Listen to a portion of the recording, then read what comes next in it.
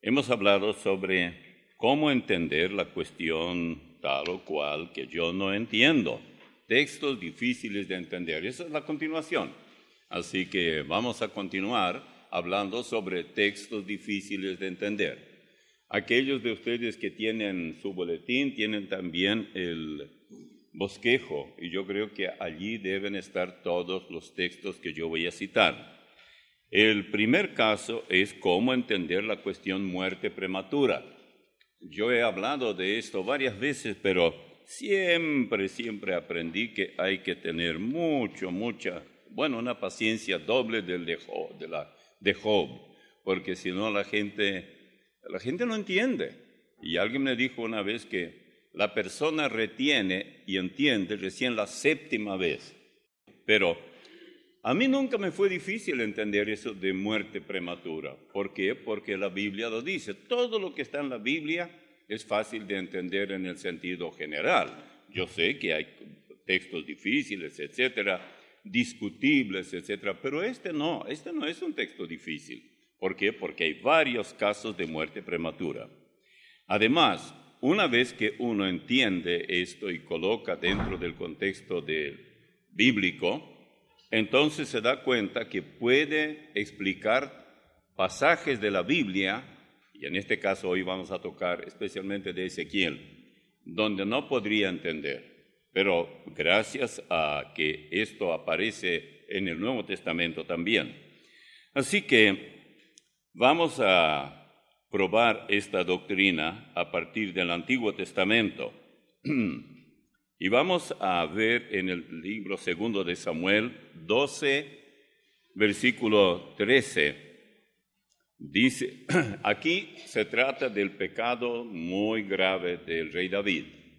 Él había pecado, había codiciado la esposa de uno de sus oficiales del ejército, y luego, como si fuera poco, había convivido con ella, por decirlo así, íntimamente, y ella concibió.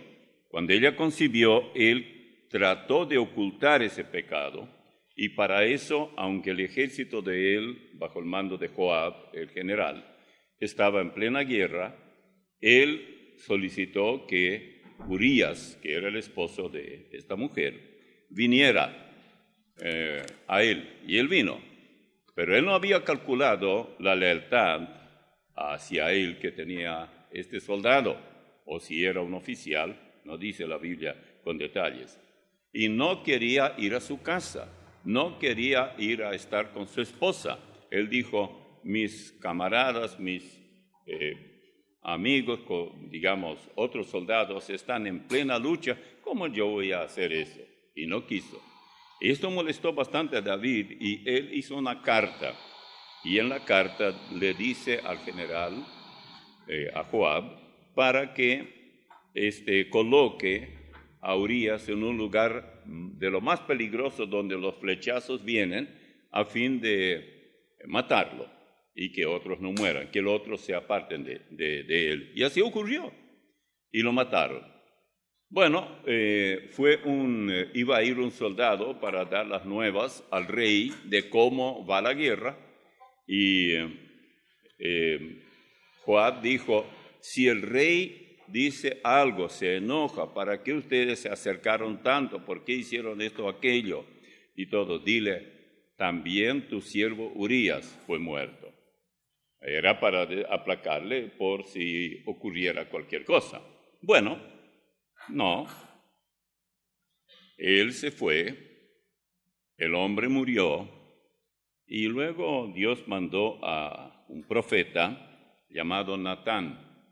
Y Natán fue al rey, y le dijo, tengo algo que decirte. Y le contó en una forma alegórica un cuadro imaginario. Dijo, había un hombre que tenía muchas ovejas. Por todas era un mar de ovejas. Él no usó esa palabra, pero dio a entender. Y había otro que tenía una sola, la que desde que nació estaba con él, comía con él, dormían juntos allí en el dormitorio, tanto la quería. Era lo único que tenía en términos de ovejas. Vino uno hambriento, necesitado, y aquel rico para que le compartiera con alguna oveja, para que le alimentara. Él no lo hizo, sino que fue y sacó la única que tenía este hombre, pobre, y la mataron para que él pueda comer. Ay, cuando Natán le dijo esto a David se enojó mucho y dijo que él tiene que morir, más un porcentaje muy elevado tiene que devolver. Natán le dijo: tú eres ese hombre. Y le contó lo que él hizo, cómo mandó matar a Urías, que no tenía ninguna culpa. Bueno, pero lo llamativo es el versículo 13, porque el pecado era demasiado grave, y en la mayoría de los casos una persona así era muerta. Pero en este caso, dice Natán, entonces dijo David a Natán: pequé contra Jehová. O sea, estaba arrepentido. Y Natán dijo a David: también Jehová ha remitido tu pecado, no morirás. ¿De qué muerte está hablando? Bueno, de la muerte física. Pero él no está hablando que nunca morirá. Lo que él dice es que ahora no vas a morir de muerte prematura, porque al continuar la lectura, llegando al primer libro de Reyes 2, versículos 10 al 12, ahí está registrada la muerte de David. Y durmió David, dice, con sus padres, y fue sepultado en su ciudad. Los días que reinó David sobre Israel fueron 40 años. 7 años reinó en Hebrón, y 33 años reinó en Jerusalén. Y se sentó Salomón en el trono de David, su padre, y su reino fue firme en gran manera. Bien, aquí recién muere David, pero no murió de muerte prematura. Aquí él ya llegó a la vejez. Si uno lee todo allí, puede notar que él tuvo tiempo para poner las cosas en orden, dejar a Salomón como su reemplazo. Dios mismo lo guió en esa dirección. Bien. Este es un caso de muerte prematura que le fue detenida a un hombre que debía haber muerto, pero no fue así. Otra cosa, ¿de qué manera demandaría Dios la sangre de un enviado suyo que debe advertir del peligro y no lo hace? El texto bíblico, vamos a Ezequiel 3, 16 al 21. Es muy conocido este texto, pero muy poco entendido. Dice: y aconteció que al cabo de los 7 días vino a mí palabra de Jehová diciendo: hijo de hombre, yo te he puesto por atalaya a la casa de Israel. Oirás pues tú la palabra de mi boca, y los amonestarás de mi parte. Cuando yo dijera al impío: de cierto morirás, y tú no le amonestares, ni le hablares, para que el impío sea apercibido de su mal camino, a fin de que viva, el impío morirá por su maldad, pero su sangre demandaré de tu mano. Pero si tú amonestares al impío, y él no se convirtiere de su impiedad y de su mal camino, él morirá por su maldad, pero tú habrás librado tu alma. Si el justo se apartare de su justicia e hiciere maldad, y pusiere yo tropiezo delante de él, él morirá, porque tú no le amonestaste. En su pecado morirá, y sus justicias que había hecho no vendrán a memoria. Pero su sangre demandaré de tu mano. Pero si el justo amonestare para que no peque, y no pecare, de cierto vivirá, porque tú fue amonestado, y tú habrás librado tu alma. Yo he pensado mucho tiempo en estos textos. Digo, ¿en qué sentido morirá o no morirá? ¿Cómo es? Su sangre demandaré de ti. Es decir, el injusto, el pecador, el culpable, claro que va a morir y va a derramar su sangre. Pero yo, dice él, la demandaré de ti, porque tú debías haberle hablado. Ahora piensen por un momento. Hay aquí jóvenes que estudian, ya sea secundaria, universitaria o lo que fuera. ¿Por qué no advertir a los colegas, condiscípulos, del peligro en el que están? Uno no está mucho tiempo, no hace papel de estudiante. Llega un momento y ya se acabó. Pero tiene oportunidad para hablar a muchas personas y no tiene realmente gran problema. Ayer hablaba con una hermana, me estaba diciendo cómo encontró que hay algunos cristianos, estudiantes, que tienen una habilidad increíble para hablar a otros y se lanzan así, dígase lo que se diga, si no recibes a Cristo Jesús por Salvador, vas a morir. Uno dice, bueno, nadie hace caso si tú no le dices. Usted quiere que enseguida le hagan caso, que enseguida caigan de rodillas, que enseguida derramen lágrimas. No, la palabra tiene que es como la semilla que tiene que germinar con el tiempo. Nosotros acá, por ejemplo, ofrecemos muchas veces tratados, como por ejemplo Urgente, es muy bueno porque ese estudiante puede llevar y leerlo en su casa y encontrará el plan de la salvación, que tal vez no hay tiempo en el aula para hablar de eso, en un momento de receso breve. Así que Dios bien puede pedir, mira, tú fuiste estudiante, ya sea una dama o un muchacho, sabías lo que tus compañeros condiscípulos no sabían, pero a nadie dijiste nada. Es tu deber, ha sido tu deber. Entonces, ¿cuál sería el castigo para esa persona? Morirá prematuramente por no haber hablado a aquel o aquella que Dios puso a su lado. Usted dirá, bueno, pero esto suena a salvación por obras. No, nadie pierde el alma por eso. Es decir, la salvación no se pierde por eso. La vida presente se puede encoger, se puede achicar debido a eso. Esto uno incluso en la práctica puede ver que no es tan raro, lo único que no lo conectamos muchas veces con el pasaje correspondiente. En Ezequiel 33, 1-9, de nuevo tenemos, esto aparece bastante en Ezequiel.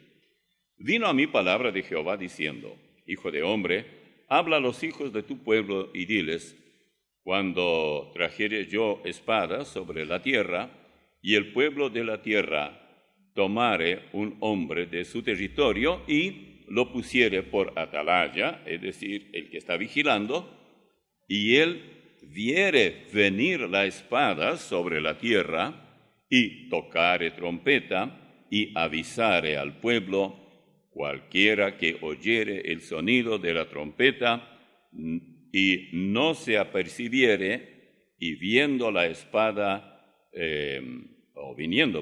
la espada lo hiriere, su sangre será sobre su cabeza. Claro, porque se le advirtió. El sonido de la trompeta oyó y no se apercibió. Su sangre será sobre él. Mas el que se apercibiere, librará su vida.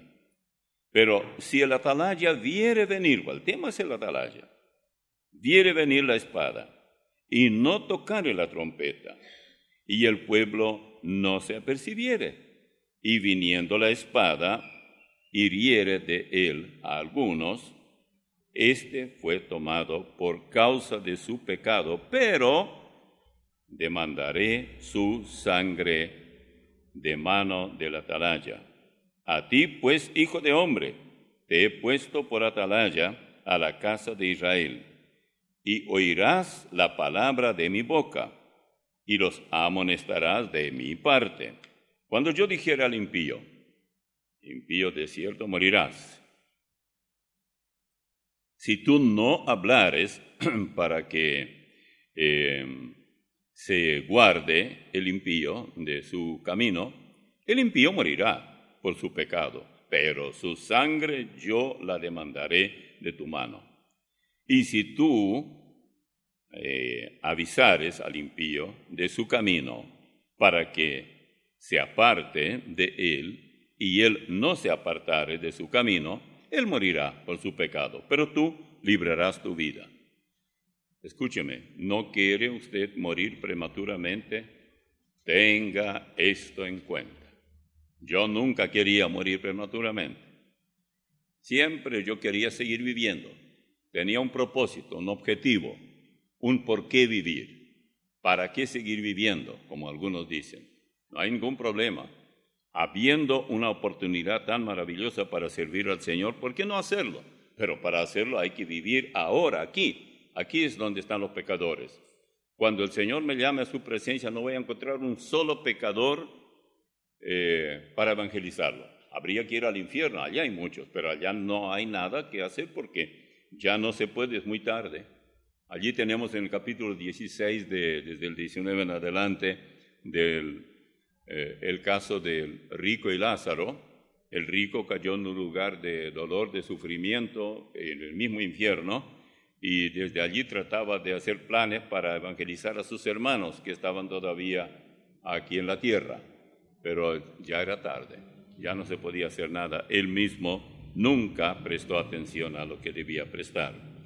Entonces, ¿de qué muerte sería digno el atalaya negligente al no advertir del peligro que corre el pecador? Y, por supuesto, que el pecador moriría, tal como dijo el Señor, pero su sangre yo la demandaré de tu mano. En otras palabras, tal vez muera un día el pecador y al día siguiente ya tú también vas a tirar por última vez las patas, ¿verdad?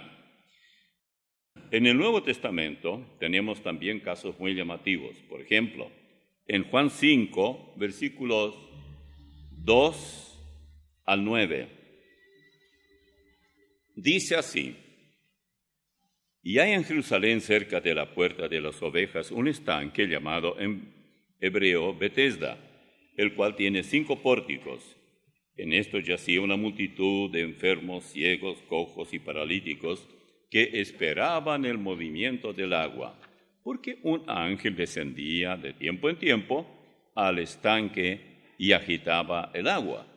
Y el que primero descendía al estanque, después del movimiento del agua, quedaba sano de cualquier enfermedad que tuviese. Y había allí un hombre que hacía 38 años que estaba enfermo. Cuando Jesús lo vio acostado y supo que llevaba ya mucho tiempo así, le dijo: ¿Quieres ser sano?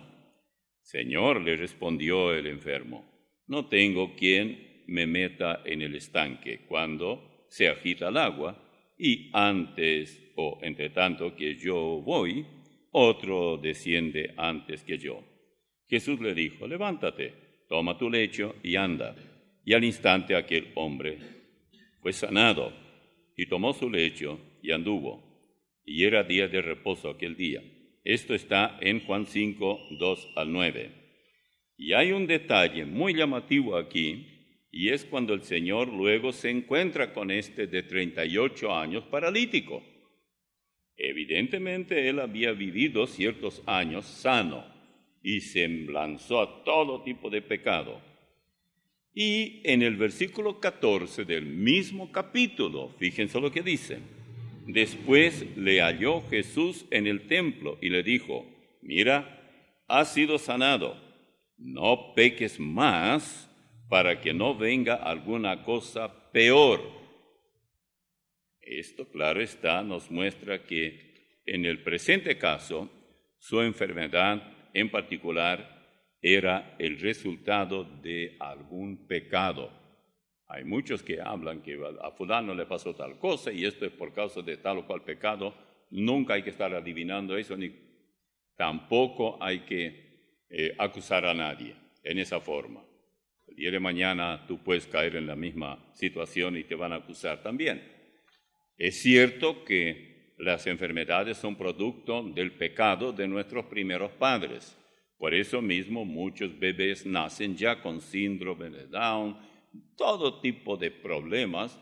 Uno tiembla antes cuando no se sabía cómo estaba la criatura en el vientre de la madre. Ahora no. Ahora de antemano se sabe si va a ser varón o mujer. Ya no hay que estar buscando nombre para ella y él. Es simplemente, y como el bebé no es eso, es ella o él, entonces porque hay ahora matrimonios de eso también. Tiene nada que ver con la estación de servicio que se llama eso. Bien. Otro caso, el famoso Simón el Mago.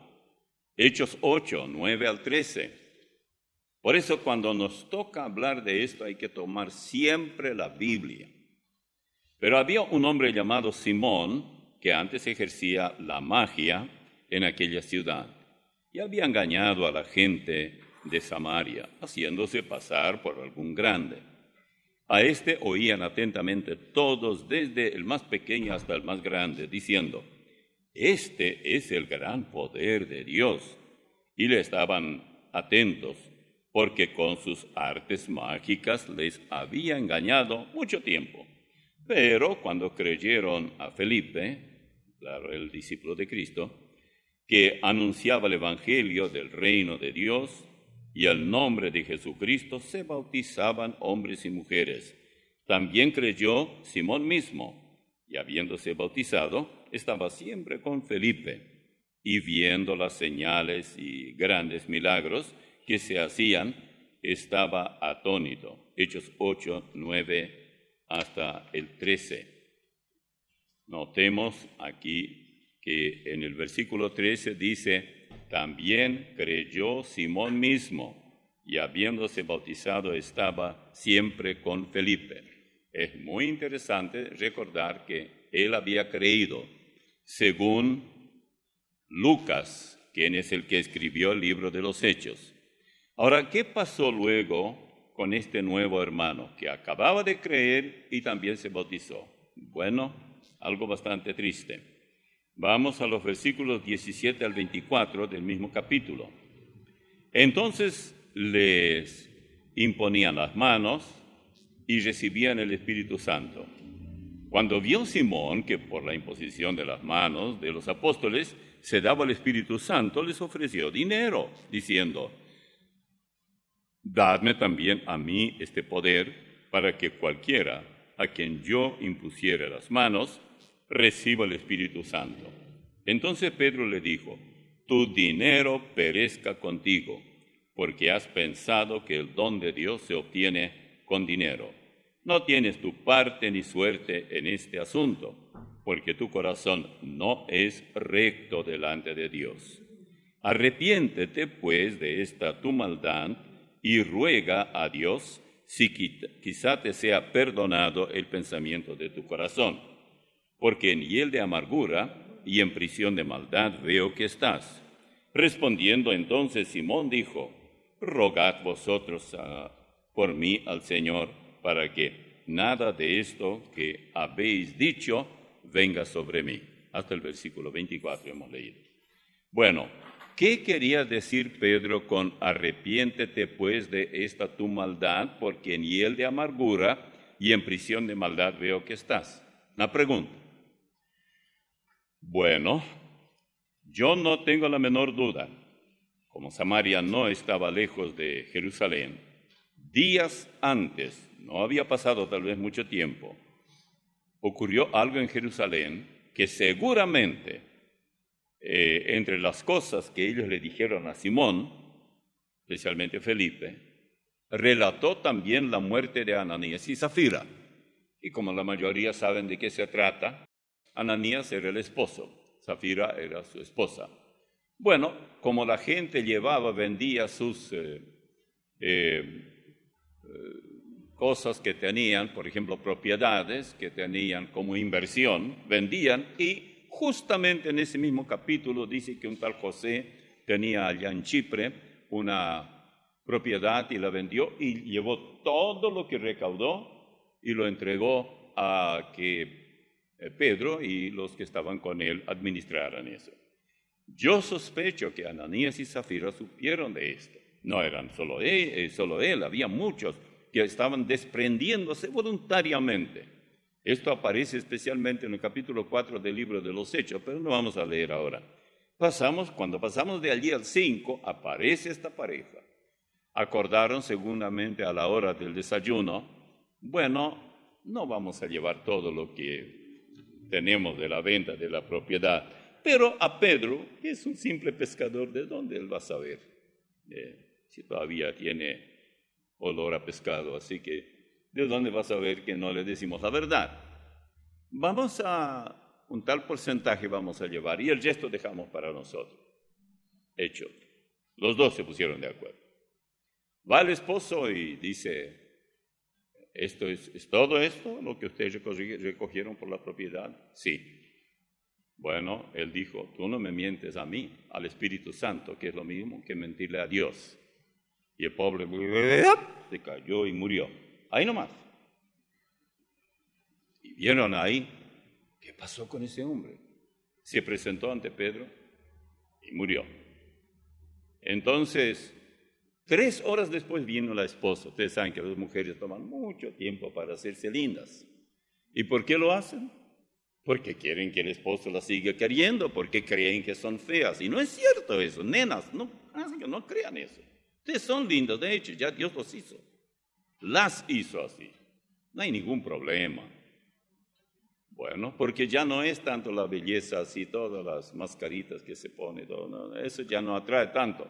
Cuando uno ya vive algún tiempo con su esposa, ya la quiere, tiene otras virtudes. Allí ya conoce quién es ella, cuán buena es, cuánto le ayuda, etcétera, etcétera. Y cuántas veces le saca de apuros y de su tontería y todo esto, y aplaca su ira, incluso, todo eso. Bueno, de cualquier manera, ella vino 3 horas después.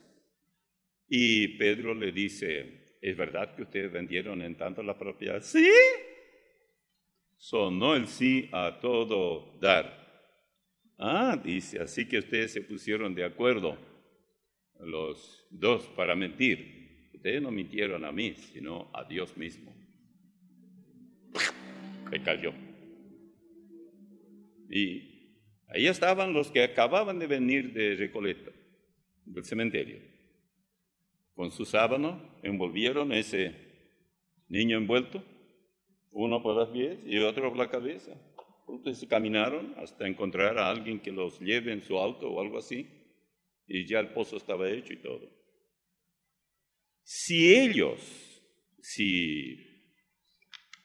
Simón el mago se enteró de esto, porque la impresión que uno tiene al leer dice que nada de lo que habéis dicho venga sobre mí.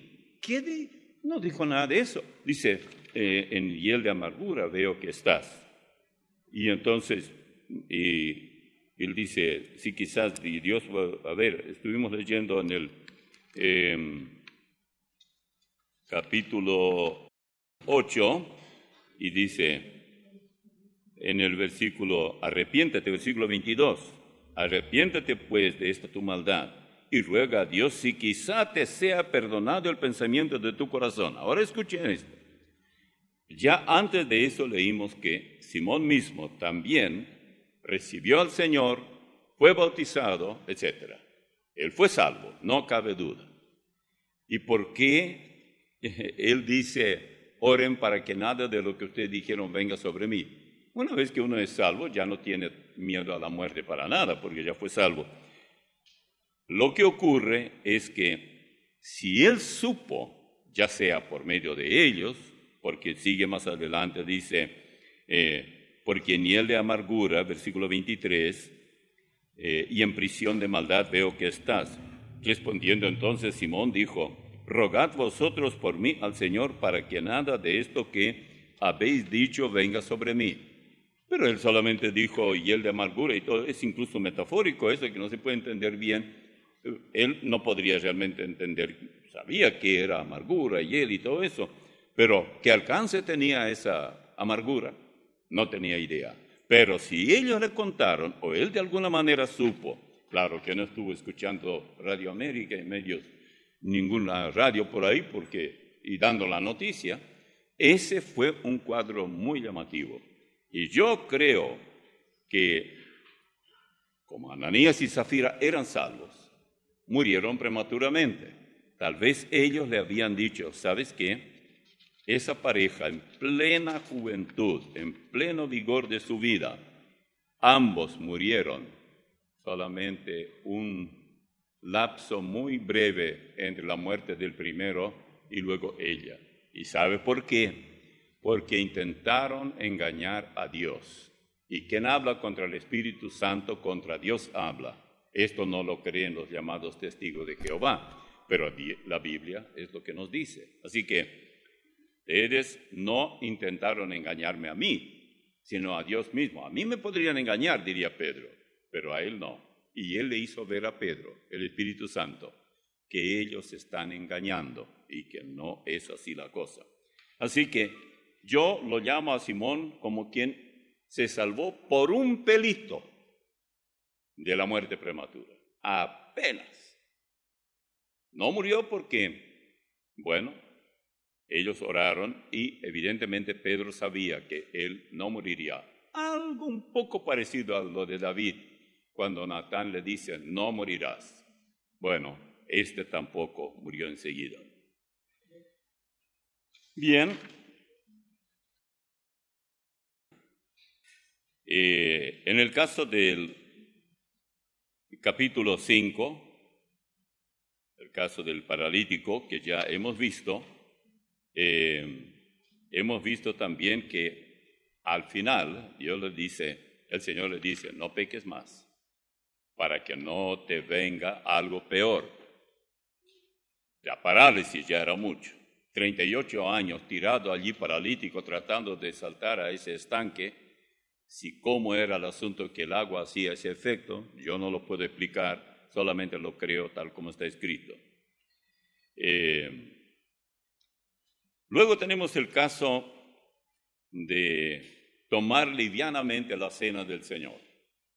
Cada primer domingo del mes, nosotros celebramos, aquí está la mesa, donde tenemos los elementos necesarios para una de las ordenanzas del Señor. Hay dos, el bautismo, en el nombre del Padre y del Hijo y del Espíritu Santo, y luego la cena conmemorativa, la cena del Señor, donde los que ya fueron salvos, fueron bautizados, participan.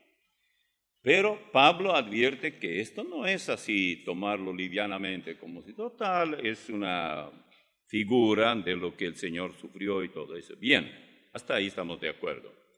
Desde el versículo 27 en adelante de 1 Corintios 11 dice, de manera que cualquiera que comiere este pan o bebiere esta copa del Señor indignamente, será culpado del cuerpo y de la sangre del Señor. Por tanto, pruébese cada uno a sí mismo, y coma así del pan y beba de la copa.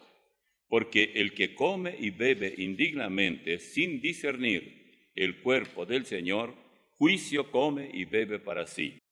Por lo cual, hay muchos enfermos y debilitados entre vosotros, y muchos duermen. La palabra duermen es el equivalente a murieron. ¿Por qué? Porque tomaban la cena del Señor sin discernimiento. Para ellos era algo así como un juego. Bueno, no tenía importancia, pero va más allá el asunto. Dice, por lo cual hay muchos enfermos y debilitados entre vosotros y muchos duermen. Yo no sé cuántos pastores cuando visitan a un enfermo, miembros de su iglesia, le preguntan, hermano, ¿no será que usted participa de la cena del Señor indignamente? ¿No será ese el problema? No sé si habría primero que explicar bien qué significa lo que vamos a hacer enseguida, participar indignamente. ¿No será ese el problema de la enfermedad? Porque si ese es el caso, hay solución. Hay que arrepentirse delante del Señor. Dé gracias a Dios que usted está aquí en emergencia médica o en IPS o donde fuera, en algún sanatorio u hospital o algo así, y no está ya su cuerpo 6 pies bajo tierra. Mucho mejor esto. Si pues nos examinásemos a nosotros mismos, no seríamos juzgados, mas siendo juzgados somos castigados por el Señor, para que no seamos condenados. Él a tiempo se deshace de nosotros y nosotros de Él en el cuerpo presente, donde no podemos dejar de pecar. Somos pecadores, perdonados, pero siempre pecadores. Pero la cuestión de sin discernimiento, ¿qué significa esto? Para mí el mejor ejemplo es el romanismo católico. Si hay algo allí que ilustra muy bien cuando convierten a nuestro Señor Jesucristo y su dolor en la cruz del Calvario en una galletita, eso es burla deliberada. Ellos saben. Y alguien que va allí y participa, entonces alguien podría decir, bueno, entonces, ¿por qué no mueren todos? Escuche, no mueren porque eso nada tiene que ver con el Señor. Pero hay iglesias que no están en ese redil y sin embargo hacen algo muy parecido. Porque muchas veces uno entiende. Ya desde chico estuve en la iglesia siempre y recuerdo que donde estuvimos era una iglesia de origen europeo y como siempre uno se siente culpable, entonces los sábados antes del domingo primero para la cena del Señor había reunión de oración, a eso de las 10 de la mañana o algo así. Y yo recuerdo muy bien, yo habré tenido unos 15 años, todavía no hay barba a esa altura. Entonces, estaban orando y después se besaban. ¡Ay, ay, ay! Esa era la peor parte, besarse hombre con hombre, aunque yo solamente tenía 13 años o algo por el estilo. Y lo peor todavía, esos que tenían así medio crecida la barba y... Yo solo por eso no quería ir a esa reunión, pero tenía que ir porque mi papá era así. Vamos y vamos, se acabó. Allí no había pregunta, ¿qué es esto? Hoy los padres preguntan, ¿vas a comer esta? ¿Vas a comer aquello? ¿Quieres esto o otro? No, mamá decía, esto se va a comer, ya está.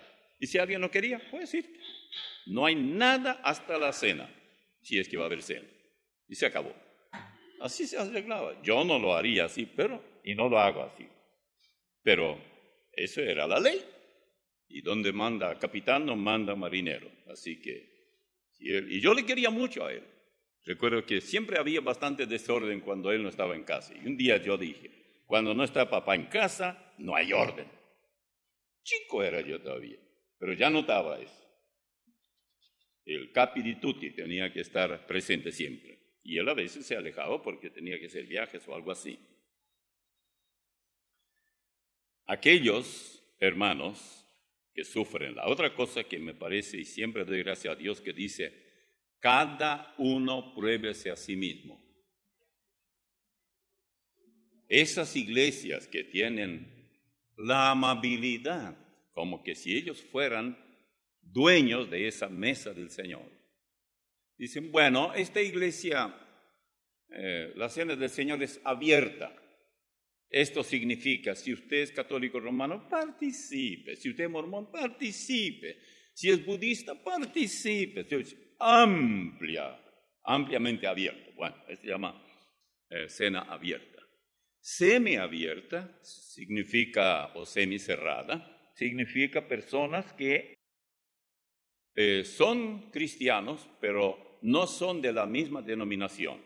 Como nosotros no tenemos denominación específica, entonces algunos vienen de ciertas iglesias que estaban, bautistas, menonitas, o lo que fuera, pero la mayoría ya somos de la Iglesia Bíblica Misionera. Bueno, eso es semicerrada. Usted no solamente es para aquellos que son de la misma fe y orden, se decía siempre. Yo no entendía mucho de eso, pero con el tiempo uno se hace mayor y entiende algo. Y después está la cerrada, pero cerrada. No pasa ni siquiera una aguja.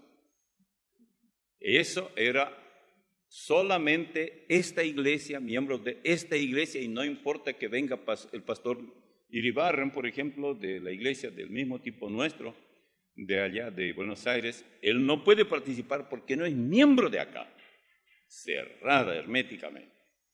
¿De dónde sacaron esto? Yo no sé. De una mente hueca. Son arreglos que se han hecho por ahí. Yo conozco, como ninguna otra denominación, conozco a la Iglesia Bautista porque, repito, fueron bautistas los que llevaron el Evangelio a mis padres y consecuentemente nosotros crecimos en ese ambiente. Por eso llegué a conocer. Estudié en un seminario también bautista que todavía enseñaba algo de teología. Hoy en día ya dicen que hay danzas y todas esas cosas, estilo, bueno, no hace falta decir lo demás porque ustedes ya saben más que yo de esto. Parece que esta solemne celebración conmemorativa, diríamos, había llegado a ser incluso peor de lo que nosotros decíamos, porque ellos, los corintios, tenían algo que nosotros no tenemos. Tenían su momento del ágape. Ahora no se preocupen por eso porque es una palabra griega que significa compañerismo, confraternidad. Entonces ellos traían comida y esa comida que traían era para distribuir que todos coman. No está mal hacer eso. Si por ejemplo alguno de ustedes trae la mitad de un cordero bien asado, dejen de esa mitad la mitad para mí, porque a mí me gusta el cordero y yo sé qué hacer con eso. Y cada uno, bueno, y otro trae tal vez porotitos o algo así, alguna chipa por ahí y cosas de ese tipo. Y cada uno pone aparte, este corderito es mío, nosotros somos ricos y todo eso. Y el otro allí, pobrecitos, pobres y todos flaquitos, amarillentos y todo eso. Aquí tenemos eso. Entonces, eso era muy malo. Pero los que tenían bastante comida, incluso comían asado, ¡ja!, se daban el traguito también. Había chupi. Es como también palabra que yo aprendí. ¿Ok? Porque, ¿cómo? No vamos a comer asado y no beber vino. Y allí... pero bebían demasiado y andaban. Yo tengo un amigo que me ama. Y hasta borrachos estaban. La gente los miraba. Escuchen el texto bíblico. Vamos, aquí. Justamente antes de eso, en el capítulo mismo del 11 de 1 Corintios, vamos a leer solamente un poco para darnos cuenta.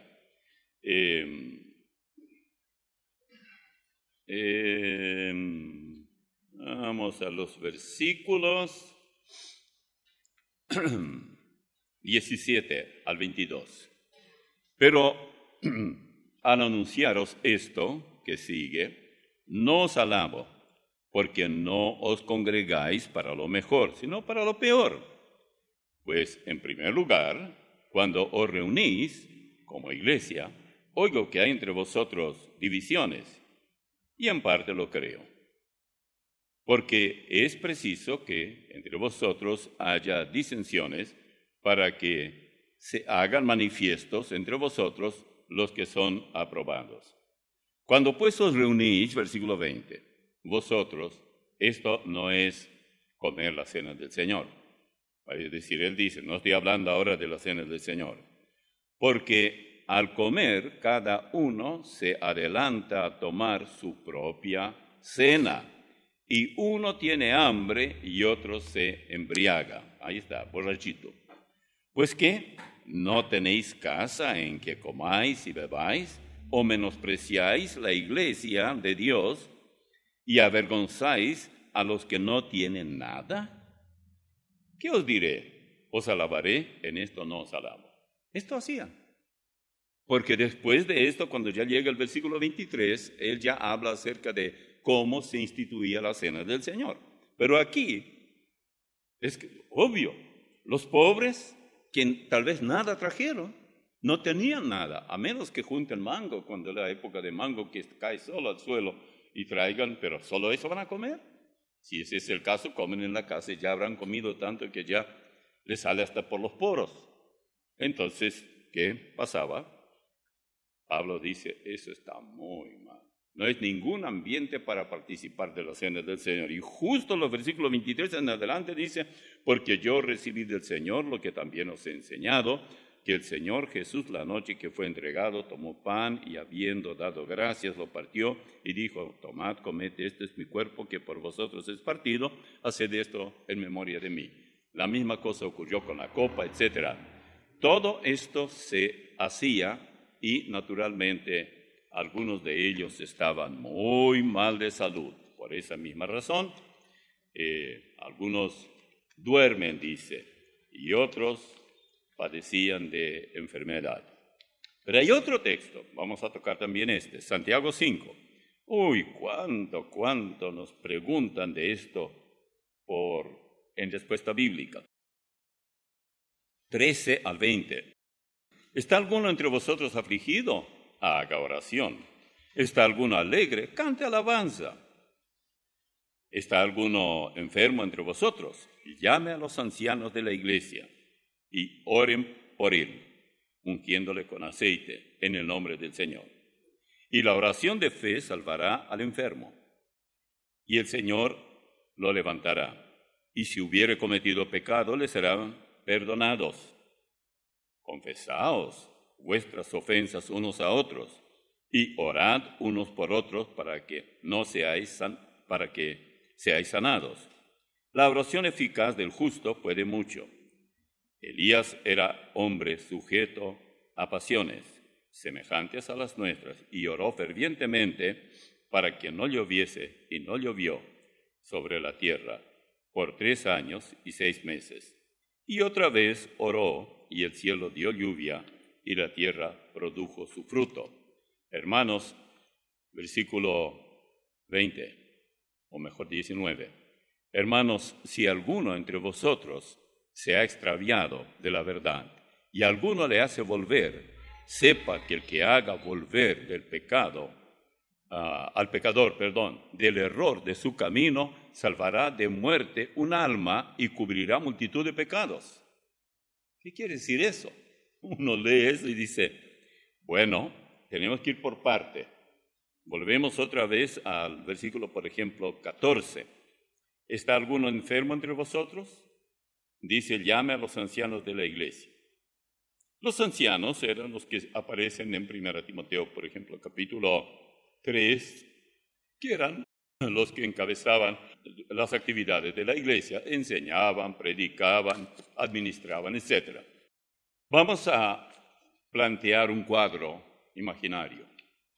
Un caballero, esposo, está enfermo, está en cama, ni siquiera puede levantarse, está muy mal. La esposa ya hace algunos domingos asiste a la iglesia, estamos hablando de Corinto, allá en Grecia. Y él, digamos, que está al frente de la iglesia, llámese pastor o como se quiera, le pregunta, ¿qué de su esposo? Oh, él está enfermo, está muy mal. Oh, sí. ¿Y qué le pasa?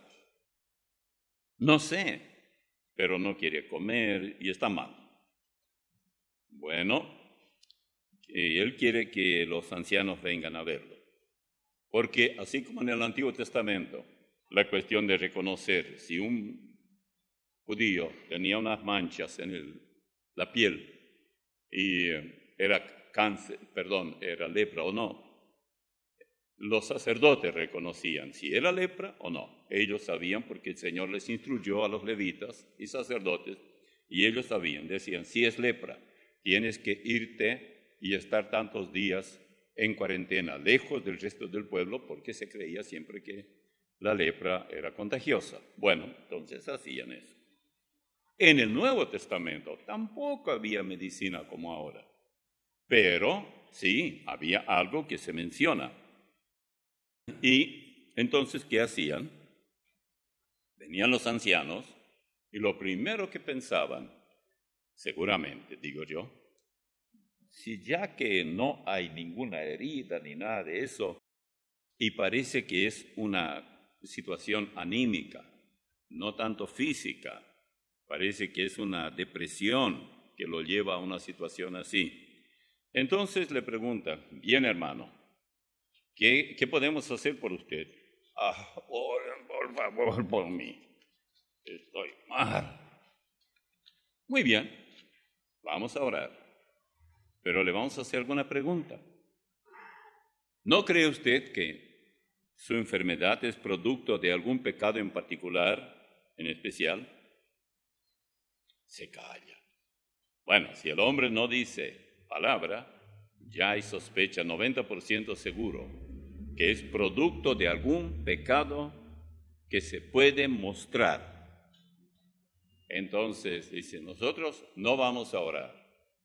Vamos a hacer todo lo que es necesario. Por ejemplo, vamos a aplicar la medicina, que aquí se menciona aceite, ungir con aceite, no es otra cosa que naturalmente cicatrizar la herida, etc. Y no, bueno, hermanos, díganos, vamos a orar por usted, pero primero usted tiene que confesar sus pecados, tal como dice aquí, confesaos vuestras ofensas unos a otros, versículo 16, y entonces dice, y orad unos por otros, para que seáis sanados. Cuando el asunto es algún pecado en particular, ese debe ser confesado, que es lo equivalente a reconocido. Reconozco que he pecado, he hecho tal o cual cosa, pero esto solamente para estos ancianos. Y ellos sabían muy bien, ellos tenían un cierre relámpago y ya está, cerrado. No hablaban con nadie. Así deben ser los pastores y deben ser también aquellos diáconos, por ejemplo, herméticamente cerrado. La lengua no es fácil domar. Cualquier potrillo es más fácil, pero la lengua sin ser potrillo hay que ver cómo se sale donde menos debe. Ni aun a su esposa el esposo debe decir, siendo diácono o algo así, qué es lo que hizo aquel o aquella. Si no, no es ninguna ayuda, porque una vez que usted dijo a su esposa, y si ella es un poco lingüiti, entonces va a salir ahí quién sabe por dónde, a cuántos, y va a decir lo que no debe. Pero ¿quién cometió esa falta? El esposo, si es, digamos, ya sea anciano o diácono. Eso. Entonces ellos decían bien, a ver, cuéntenos algo, porque ya se nota cuando la persona está ocultando algún pecado. No hay mucha diferencia entre nosotros los mayores y los chicos cuando mienten. Entonces, bueno, sí, yo ofendí a tal o cual persona, yo estafé a tal otra persona, o yo hice tal otro pecado, tal vez pecado de inmoralidad, tal vez algo así, me fui con una mujer que no es mi esposa, etc. Bueno, uno puede imaginar quién sabe cuántas cosas. Muy bien. ¿Te arrepientes? Me arrepiento profundamente. Y tengo la certeza que lo que estoy padeciendo, mi enfermedad, nada tiene que ver con mi cuerpo. Tiene que ver con mi estado espiritual malo. Bueno, entonces, ahora vamos a orar, le dice. Te vamos a aplicar la medicina, tienes que tomar esto o aquello, pero también vamos a orar para que tú seas restaurado. Y oraban. La gente lo creía firmemente y lo creía porque Dios obraba en ellos. Por eso, cuando dice está alguno enfermo, llaman a los ancianos, etc. Y luego dice, la oración eficaz del justo puede mucho. Bueno, no es que, bueno, vamos a orar, ponga la mano y ya, vamos a orar por este hermano para que se sane. Proclama que ya está sano. Ya está sano y está deshecho. Pero le dicen, proclama que ya no es ya clamar, sino reclamar.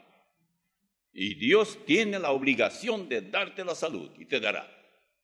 No, nadie hacía esto. Esto los gurús de ahora hacen. Pero en aquella época los gurús no estaban al frente de la iglesia. Estaban por ahí a escondidas. Igual como las brujas que eran perseguidas por Saúl, por ejemplo, y muchos otros. Siempre hubo brujas y brujos. Y hasta ahora los hay. Pero ellos no se llaman así. Son reverendos, reverendas y reverendísimos. Y entonces, claro, uno dice, no, pero no va a hablar mal de esa persona. No, Nadie habla mal si habla la verdad. Pero si miente, eso está mal. Mentiría yo si no denuncio aquello que yo sé que está fuera de lugar. Bien. ¿Recuerdan ustedes el caso de él que estuvo 38 años enfermo? Después le halló Jesús en el templo y le dijo, mira, no peques más para que no te venga algo peor. Cualquiera de ustedes, hermanos o hermanas, que dice, esto es sombrero hecho a mi medida, me lo pongo, es mi medida. Tómenlo muy en serio. Y cuando dice que no te venga algo peor, yo no dije esas palabras. El Señor sabía quién era ese paralítico de 38 años y que definitivamente sus palabras en el versículo ya 14 del Señor nos hacen ver que el problema de la parálisis de él no era otra cosa, sino algún pecado o pecados, plural. Vaya a saber cuánto vivía sabiendo que estaba mal, pero parecía una persona modelo, ejemplo. No era ningún ejemplo, era ejemplo para el diablo y los demonios. Con la marcada diferencia que en este último caso, la iglesia ya era bastante extendida y la iglesia seguía creciendo y saludable en la fe, etc. Ya sabemos nosotros lo que ellos hicieron. ¿Cuál era la solución o prescripción médica? Fíjense el versículo 16 del capítulo 5 de Santiago. Confesaos vuestras ofensas unos a otros y orad unos por otros para que seáis sanados. La oración eficaz de fe puede mucho. Es absolutamente necesario que cuando una persona, cuando dice confesarse, no es en un confesionario auricular, nada de eso. Si yo ofendo a una persona y sé que he ofendido porque o la persona ha dicho o yo supe por terceros o hubo un malentendido, yo debo admitirlo y debo resolver ese problema.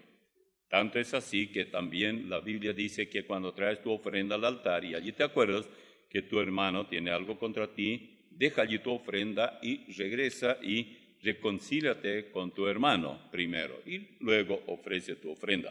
Por supuesto, esto fue dicho a los judíos que ofrecían ofrendas en el altar y uno no puede resolver el problema teniendo a alguien golpeado por sus palabras, provocado a tristeza y angustia y luego ir y arreglar todo esto con una ofrenda. No, el Señor no necesita esa ofrenda. Pero escuchen todavía estas palabras en el versículo 19 del mismo capítulo 5 de Santiago. Hermanos, si alguno de entre vosotros se ha extraviado de la verdad y alguno le hace volver, noten que está hablando los cristianos, sepa que el que haga volver al pecador del error de su camino, salvará de muerte un alma y cubrirá multitud de pecados. ¿De qué muerte va a salvar a un hermano ya salvo? De la muerte prematura.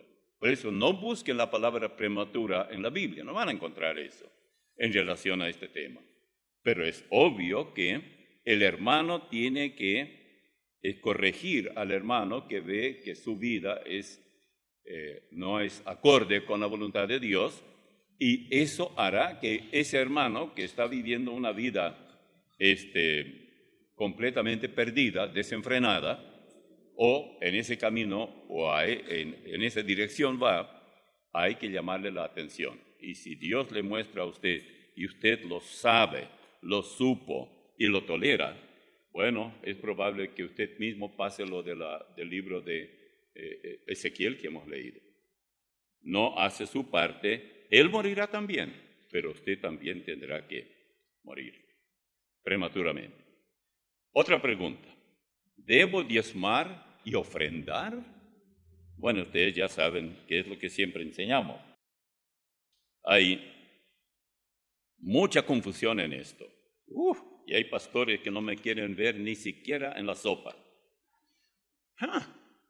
¿Por qué? Porque creen que si alguien escucha lo que yo voy a decir ahora, no va a llevar los diezmos. Y ellos creen que ¿con qué se quedan si no hay diezmos? Y hay muchos hermanos en otras iglesias, acá nunca estuvimos enseñando esto, pero hay que decir lo que se sabe de los diezmos.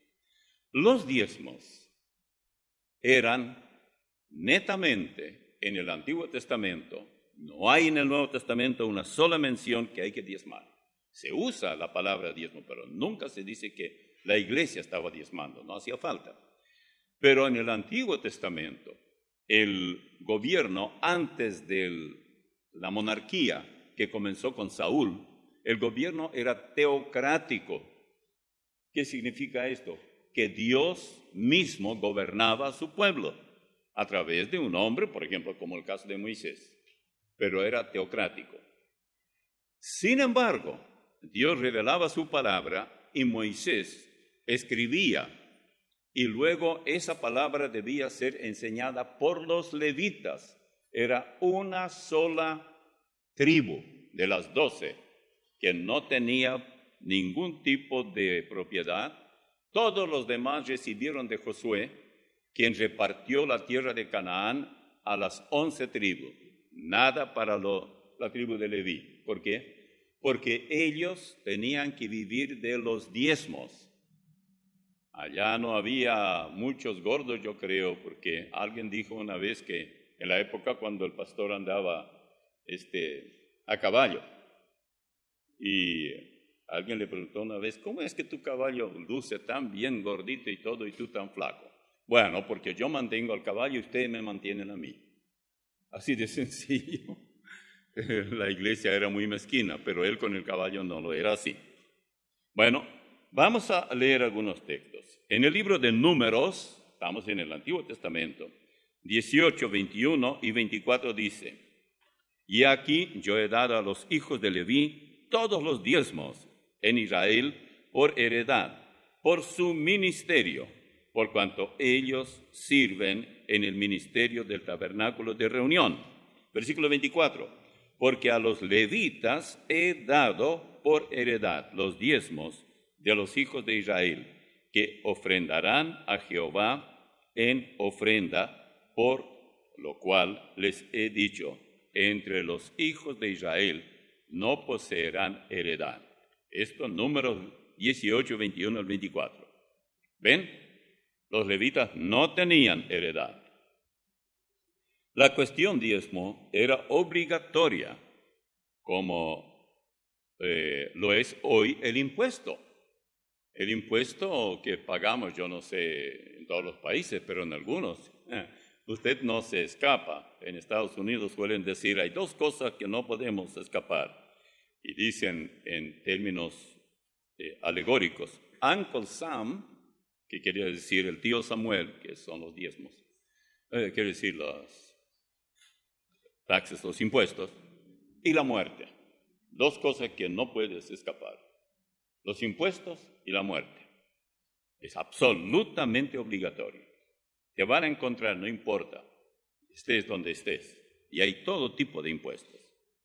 Luego en Números 18, 25 y 26, y habló Jehová a Moisés diciendo, así hablarás a los levitas y les dirás, cuando toméis de los hijos de Israel los diezmos que os he dado de ellos por vuestra heredad, vosotros presentaréis de ellos en ofrenda mecida a Jehová, el diezmo de los diezmos. ¡Ajá! Ni siquiera ellos, los levitas, se escapaban de diezmar. Recibían diezmos, era su salario, y de los diezmos daban diezmo. Así, el Señor sabía muy bien que con el correr del tiempo, de los años, los diezmadores dejarían de hacerlo. Y naturalmente, la tribu de Leví tenía que comprar su tierra y tenían que aprender que tenían que pagar impuesto. Ya no era más el gobierno teocrático, era monárquico. Los israelitas debían llevar sus diezmos al lugar fijado por el Señor. Hay algunos que dicen, y bueno, eso ocurría en otras iglesias donde yo conocí. Yo diezmo, pero yo soy de El Salvador, decían, por ejemplo. Y allá tengo a mi tía y mi madre que necesitan mucho, yo le voy a mandar a ella los diezmos. Nunca esto era bíblico. Pero bueno, como en el Nuevo Testamento no hay tal como diezmo, hay salida para eso, pero no de esa forma. En Deuteronomio 12, 4 al 6, de nuevo, no haréis así a Jehová vuestro Dios, sino que el lugar que Jehová vuestro Dios escogiere de entre todas vuestras tribus para poner allí su nombre para su habitación, ese buscaréis y allí iréis. Ellos tenían que ir al lugar que Dios les indicara. Y ahí llevaréis vuestros holocaustos, vuestros sacrificios, vuestros diezmos y la ofrenda elevada. Todo tenía que ir allí. De vuestras manos, vuestros votos, luego dice vuestras ofrendas voluntarias y las primicias de vuestras vacas, de vuestras ovejas, etc. Primicia es lo primero. Por ejemplo, el primer ternero tenían que llevarlo como ofrenda al sacrificio. Naturalmente, muchas veces eran de los levitas. Ellos podían alimentarse, etc. Luego los levitas no debían ser desamparados. La Biblia dice claramente, por ejemplo, en Deuteronomio 14, 27 al 29 dice, y no desampararéis al levita que habitare en tus poblaciones, porque no tiene parte ni heredad contigo. Al fin de cada 3 años sacarás todo el diezmo de tus productos de aquel año y lo guardarás en tus ciudades. Y vendrá el levita que no tiene parte ni heredad contigo, y el extranjero, el huérfano y la viuda que hubiere en tus poblaciones, y comerán y serán saciados para que Jehová tu Dios te bendiga en toda obra que tus manos hicieren. Esto no es para la iglesia, pero era para ellos. La iglesia no puede, ningún pastor viviría aquí de los diezmos que podría dar esta iglesia, a menos que sea un pastor muy flaco y muy bajito de estatura, que no necesita, o que tenga alguna otra entrada. Pero yo no podría, yo sé más o menos lo que nosotros recogeríamos acá si fueran diezmos, y aun si fueran ofrendas. Pero hay hermanos que van mucho más allá, y es preferible menos personas, pero con mayor cantidad de entrega para la causa del Señor. Pero ¿qué en cuanto al Nuevo Testamento? Estábamos hablando del Antiguo Testamento, ¿verdad? Dice no desamparar al levita que habita entre ustedes. Y en el Nuevo Testamento, lo primero que tenemos que recordar es cómo comenzó a encarar esto la iglesia en su nacimiento. Ni bien fueron salvos, muchos en el libro de los Hechos, miles, 3,000 de una vez. Pedro predicó un sermón cargado de fuego, por decirlo así. 3,000 personas de los judíos se rindieron al Señor. ¿Y qué pasó después? Vamos a Hechos 4, 32 en adelante. Y la multitud de los que habían creído era de un corazón y un alma, y ninguno decía ser suyo propio nada de lo que poseía, sino que tenían todas las cosas en común. Y con gran poder los apóstoles daban testimonio de la resurrección del Señor Jesús, y abundante gracia era sobre todos ellos. Así que no había entre ellos ningún necesitado, porque todos los que poseían heredades o casas las vendían y traían el precio de lo vendido y lo ponían a los pies de los apóstoles, y se repartía a cada uno según su necesidad. Entonces José, a quien los apóstoles pusieron por sobrenombre Bernabé, que traducido es hijo de consolación, levita, natural de Chipre, como tenía una heredad, la vendió y trajo el precio y lo puso a los pies de los apóstoles. Así termina ese capítulo en el versículo 37.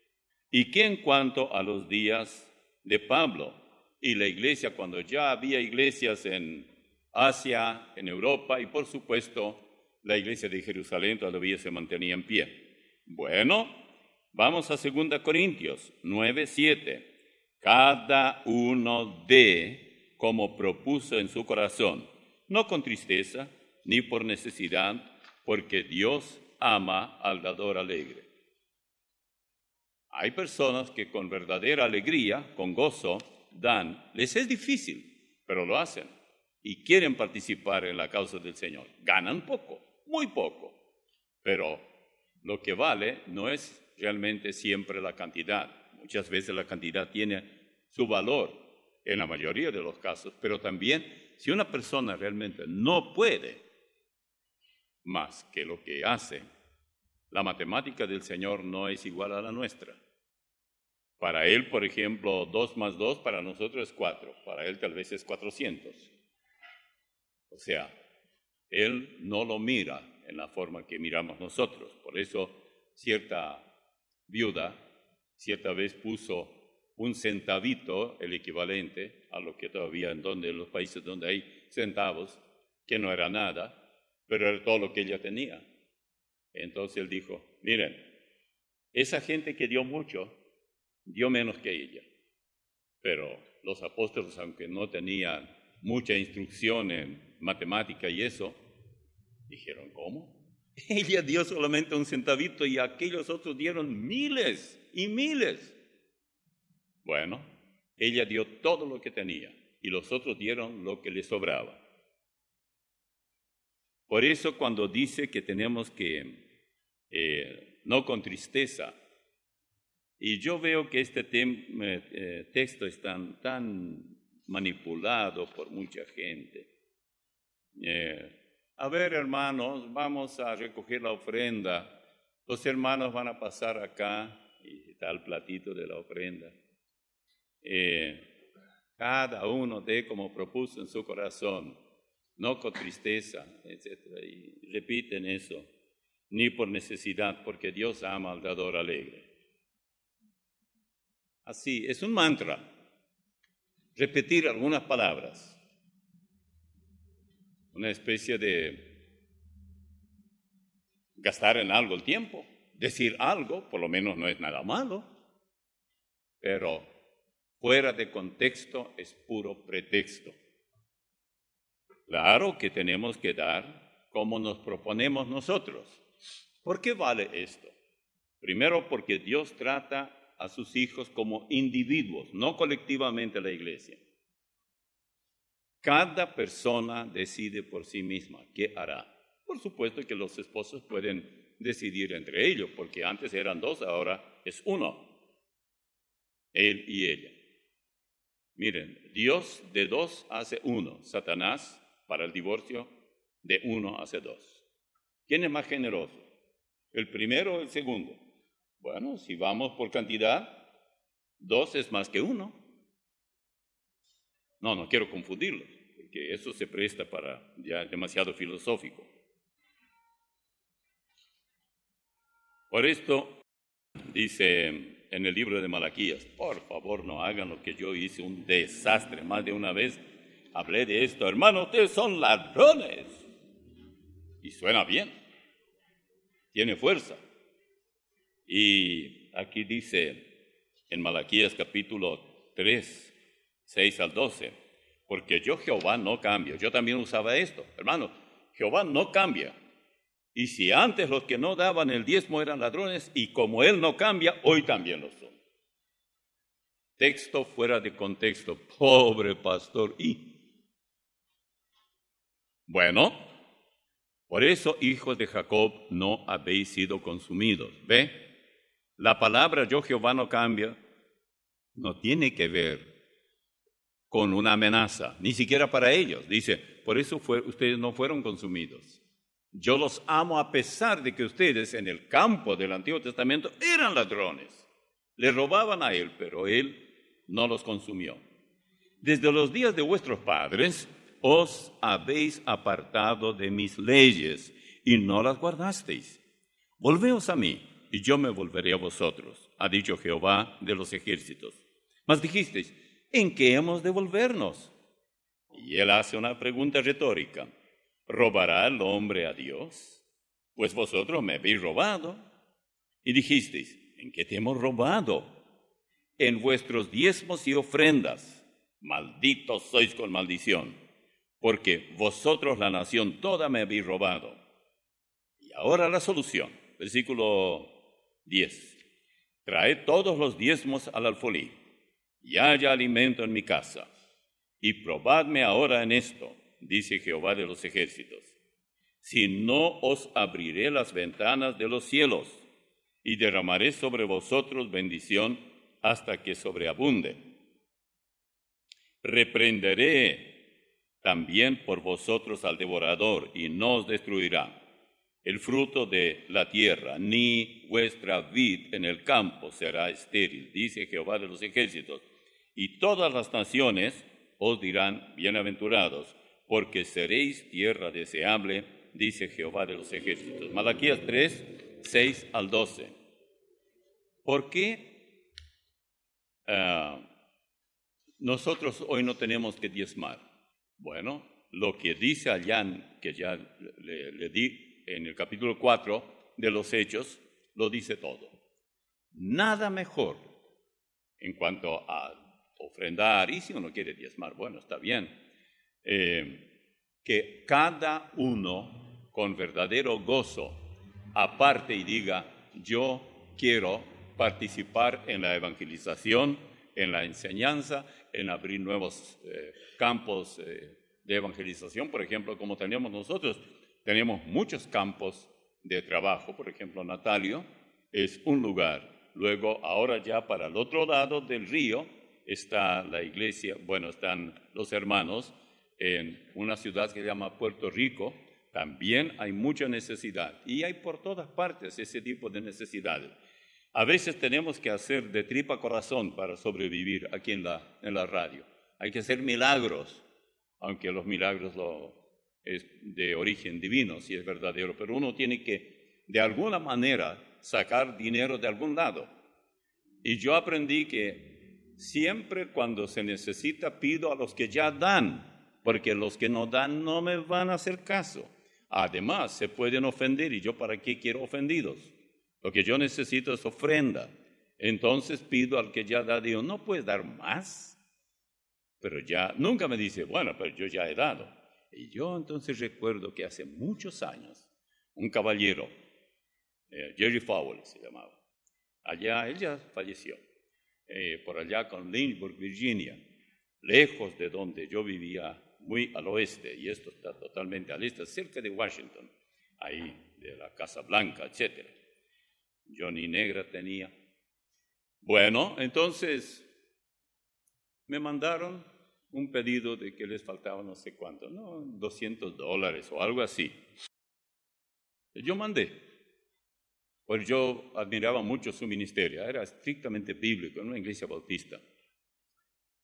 Al poco tiempo había sido el que ellos ponían en la lista de los que dan, los que no dan a la canasta, y los que dan en la lista, para pedirle otra vez.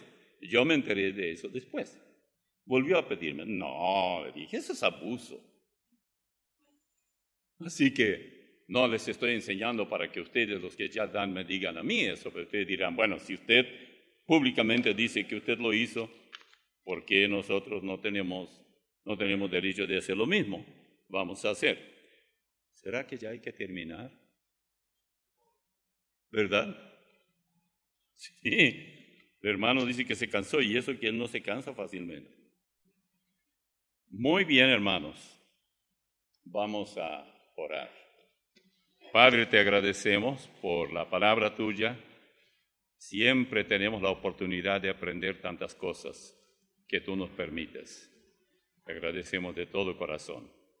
En el nombre de Jesús. Amén.